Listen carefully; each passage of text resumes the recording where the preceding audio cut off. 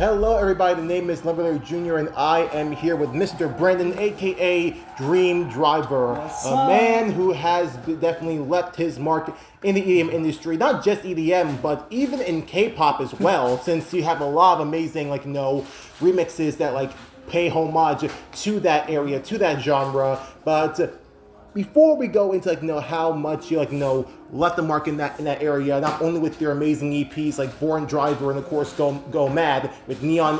Well, Born Driver, that was part of your project, but Neo City and Go Mad and everything else in between. We have to go back to how this kind of began, and I feel like a lot of this energy of you loving EDM, of you really getting into the scene. Can you really thank your fraternity for that? Honestly, so Greek life kind of pulled me into the EDM scene. Mm-hmm. I actually resisted going out to any EDM event for a good 2-3 years until after junior year. Then I was like, all right, I'll give it a try, and then kind of fell in. So I'm curious to know, do you know any people who actually allured you to it? That's no, just give it a try, just this once, and you saw your very first artist on stage. This is actually kind of gonna sound a little crazy because we're actually at the show right now. So in 2017, I went to Moonrise, and my friends were like, let's go away from the main stage and go to one of the smaller stages to see an artist called Elephante. Wow. I'm who names himself after an elephant?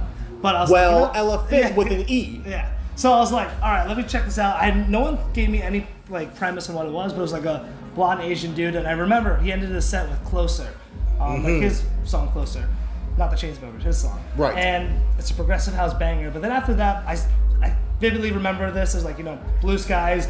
It was mud-rise, so the area in front of where we're standing was just mud and soaked and filled with water. So there was a good 10, 15 feet from the stage, but we still had a great view. And I was like, oh, this is crazy seeing an Asian person doing this kind of stuff. Didn't know EDM and Asian people went together, so that was kind of shocking. But yeah. So you could kind of say it was your first ever look into EDM, not just EDM in general, but also seeing someone like you be on that stage was Elephante and Moonrise 2017. Yeah, it was my first festival too, so I just had a bunch of friends from Philly who were like, hey, let's come out to this thing. And I was like, sure, it's a 4-hour drive down. Can't hurt. And after that, the rest was pretty much history. You ended up seeing a lot more different artists here and there, like a Millennium, of course, Virtual Celt, when that was still a project for Paul Robinson, and so on and so forth. And so, with that being said, what made you want to start making music or get on the DJ sets yourself? So this is gonna be funny.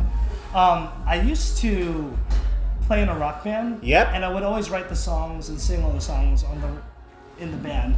Then when I started DJing, I was playing other people's music, and I didn't really understand how to make EDM. But what would happen is that I'd play a show, and then I'll find some 2 or 3 deep cuts, and then the week after, other DJs are playing the same deep cuts I found, and I kind of got really fed up with that. And I was like, I'm just start making my own stuff. And then eventually, it came into let me just produce everything.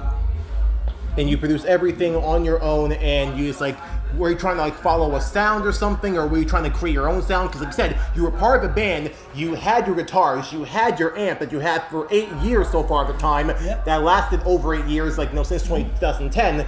So were you trying to combine that type of rock feeling into your sets and try capture a bit what you started with before, but say, you know what, I can maybe intertwine this into the genre of EDM. I have a 10-minute performance doing metalcore EDM that I created, inspired by Sullivan King with a buddy of mine at a sorority event in Philadelphia. Wow. That probably lives somewhere on the internet. But is it this one right here? It's not there. It's not posted on my Instagram. Okay. I need to find it, but I've never released the songs, but they're probably some of my favorite songs I've ever written. The only thing is that it's a very energetic style that probably is different from what you guys have ever heard before. Right, and with starting to trying to combine that, and of course try to take a bit of page from Sullivan King, and then as time went on, you end up seeing more shows, learning more artists, and of course being when EZoo was popular, and didn't fall from the wayside when you were, you know, one of the top 5 EZoo promoters at the time. Where you were like using that as like your way not only to make a little bit of money, but also tell people about this like, you know, genre of electronic dance music and let them know that there is a place out there in New York City that you can come to, that you can see all these different types of people out there who, some big, some small, some like, you know, bigger, smaller stages. Was it like a way, like, you know, like lure people, like let people know, spread the word about EDM? Honestly, for promoting, it kind of just came on the side because I just naturally just knew a lot of people, and I found a way to make a good amount of money through it. And as a broke college student, I was too lazy to do anything else. Like, that's how you make some cash, you know. Yes, it did help with me getting comfortable with hitting people up randomly and throwing myself out there to just sell tickets and make connections. And I wouldn't be lying I would be lying if I said like I didn't use that kind of similar pool to push my EDM career in the beginning. And in the beginning. So now I'm just curious to know, as time went on, you were like doing more DJ sets, doing a lot more shows. What made you start like, you know, making your own music at the time? Because I feel like was the Neo City EP was like your first ever like, you know, original work. Everything else was pretty much like, you know, remixes, and that was all well and good. But it seemed like you really wanted to take a step further in your career with making your own music. So I've always made my own music. That's been kind of what I enjoy the most. But at the same time, I was put in a position where I was given a headline residency at a really popular nightclub, Mission NYC. Love that place. And all of a sudden I had to like, you know, do a mix of catering to the crowd as well as catering to my own taste. And there was a lot of discovery during that time. And I realized, hey, I need to make bangers that can go in between the pop songs that everyone sings. So that's why I started making the stuff in Neo City. Right, and what does like Neo City kind of like, you know, mean to you when you were trying to create that EP, create that world? Because a lot of people, like, I feel like we have that people kind of like love that type of ambiance of like going to like a futuristic city, like, you know, obviously inspired by Japan at nighttime and that type of thing. So what like made you want to create the cadence of Neo City and bring that to people out there? So for Neo City, I wanted to kind of set myself apart from everyone else, because if you listen to Japanese rock music, which is probably my biggest influence, their whole concept is like neo rock, neo classical, neo visual kei. Everything they do, they kind of add an element of electronic, but it's still grounded in. There's still like the concrete walls that make a city, but the concrete is kind of like covered in lights, and that gives it that contrast that I like so much. Understood. And taking that Neo City concept and then now like really growing it into like, you know, you had your Neo City plus your like, you know, your spotlight in Mission Nightclub and Mission NYC, and then you decided I'm going to do my own little mini 2-day, 2-stage festival of Born Driver. How did that come to be, and what was the premise of that? In my mind, I was thinking I should probably build some infrastructure, because you can't always be like doing the same thing over and over. And you also want to be leading from the front with coming up with new and innovative ideas. The whole Born Driver concept was bridged on, let me bring in all these scenes from around the country and put together and create a show that features all these artists, because you wouldn't get those elsewhere of smaller emerging artists unless you're like, you know, at the festival level, and all these artists are festival artists. So I wanted to do something different, and I think it paid off pretty well. It most definitely did. Definitely a first of its kind for Mission Nightclub. And speaking of that, it kind of leads to what I believe was like Born Driver 2.0, with a little help from 12 Pel. It was doing the Mid-Autumn Block Party when it came to like, you know, bringing this stuff that I really wanted to see badly, but sadly it slipped my mind and I forgot about it. I will never forget that. It's still like salt to the freaking wound, because when I saw the footage of what I was seeing and the premise and the purpose of why this was done, why was this created, it was because you wanted to find people and direct people who are just like you, and also introduce people to like, know the different cultures of Asian culture, combine like, you know, bring in the Chinese, bring in the Koreans, bring in like, you know, the Japanese, because Europe, Asia, it's not just one kind, it's not just one person, it's a multitude of different cultures out there in the world that you are opening for more and more people out there to experience. So could you speak about that? So the Mid-Autumn Block Party, or what I call like my collision course party, is another concept that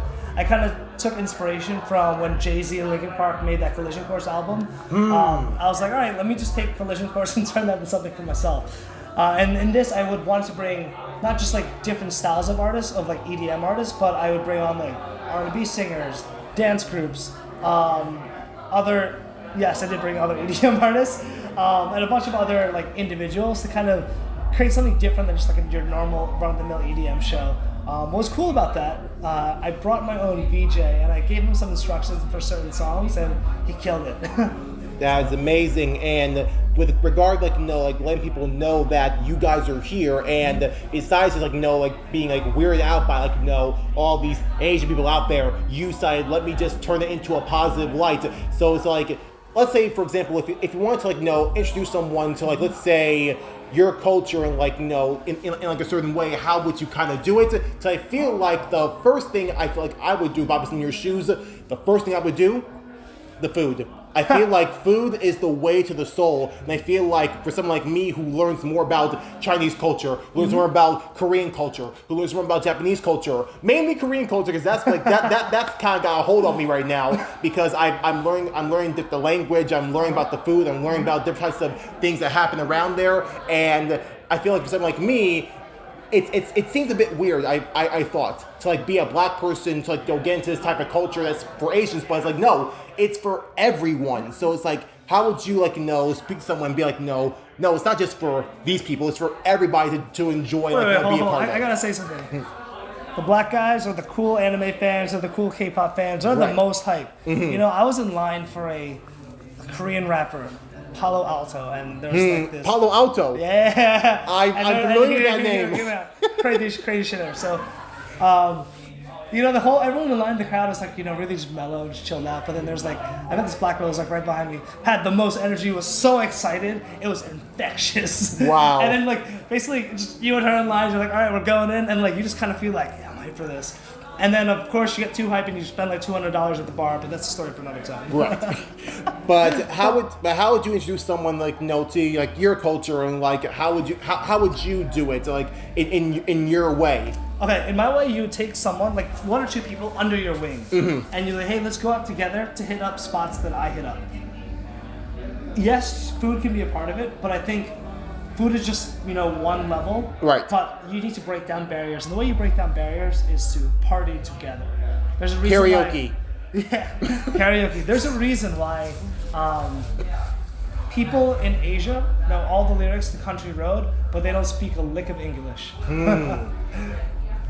Music, partying, that energy brings people together. So that's the unifying force when it comes to different cultures out there, and that is amazing. That's amazing to know, and you already are doing that as well with your remixes, like introducing K-pop out there to people. Because again, we've seen it before. We were there in 2012 when Gangnam Style hit our ears, and it just spread like wildfire. Yeah. That was everyone's introducing what Korean was, and then after that, the doors started opening more and more and more to more people, and we have not only just like Psy, PSY, but of course we have BTS, we have Blackpink, we have Seven, we have 17, and all these people. 17. Yeah, I think it was another group called like Seven, I believe. But I heard 17. Yeah. I've heard Big Bang. Yeah. I've heard those type of people. Seven's a solo artist. Yeah. Right. So it's just open doors to so many things. I'm just so happy to know that people like you out there are doing the same thing in your way, in your work, which also leads me to another huge accomplishment, not only for you, but for Sabai, for Wong, for Elephante, creating the group that is Hidden Horizon Co. Can you please explain about that? Because that to me was just amazing to witness. Let me talk about. So officially, I'm not a part of like Hidden Horizon, but I've been part of the lineup at the time. Yeah, Miami Music Week. I'm a part of I've played on their lineups. So it was a really kind of a one-off thing. It was during Born Driver. Then one of my friends was behind the scenes helping with the Hidden Horizon stuff, kind of just pitched the idea to me, hey, what do you think about Miami? And at the time, I was just yelling Miami as a joke, and it became Miami for real.